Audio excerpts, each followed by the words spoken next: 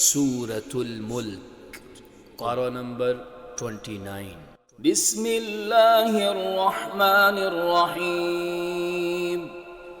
تبارك الذي بيده الملك وهو على كل شيء قدير الذي خلق الموت والحياة ليبلوكم أيكم أحسن عملا وهو العزيز الغفور الذي خلق 7 سماوات طباقا ما ترى في خلق الرحمن من تفاوت فارجع البصر هل ترى من فطور ثم ارجع البصر كرتين ينقلب إليك البصر خاسئا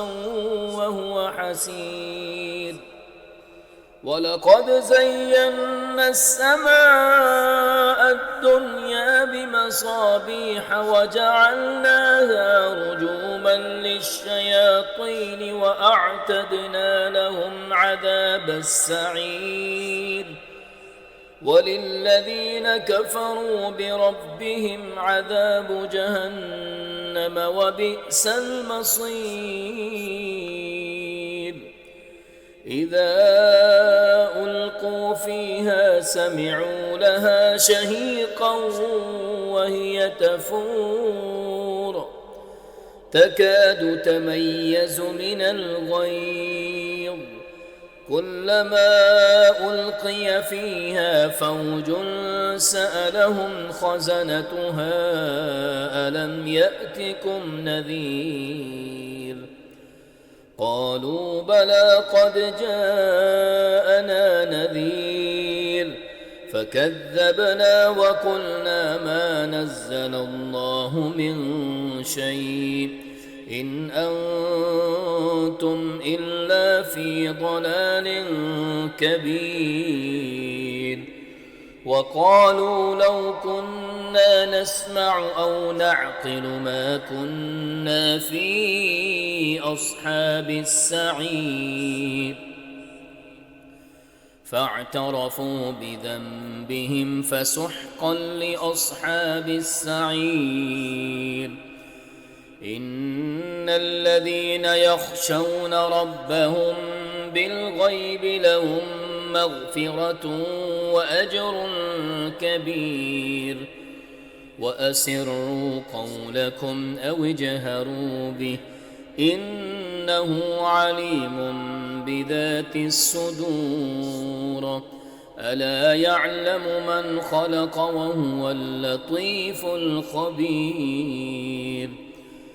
هو الذي جعل لكم الأرض ذلولا فامشوا في مناكبها وكلوا من رزقه وإليه النشور أأمنتم من في السماء أن يخسف بكم الأرض فإذا هي تمور أم أمنتم من في السماء أن يرسل عليكم حاصبا فستعلمون كيف نذير ولقد كذب الذين من قبلهم فكيف كان نكير أولم يروا إلى الطير فوقهم صافات ويقبض ما يمسكهن إلا الرحمن إنه بكل شيء بصير أمن هذا الذي هو جند لكم ينصركم من دون الرحمن إن الكافرون إلا في غرور أمن هذا الذي يرزقكم إن أمسك رزقه بل لجوا في عتب ونفور أفمن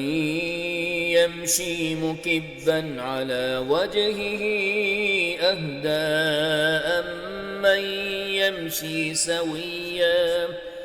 أمن يمشي سويا على صراط مستقيم قل هو الذي أنشأكم وجعل لكم السمع والأبصار والأفئدة قليلا ما تشكرون قل هو الذي ذرأكم في الأرض وإليه تحشرون ويقولون متى هذا الوعد إن كنتم صادقين قل إنما العلم عند الله وإنما أنا نذير مبين فلما رأوه زلفة سيئت وجوه الذين كفروا وقيل هذا الذي كنتم به تدعون قل أرأيتم إن أهلكني الله ومن معي أو رحمنا فمن يجير الكافرين من عذاب أليم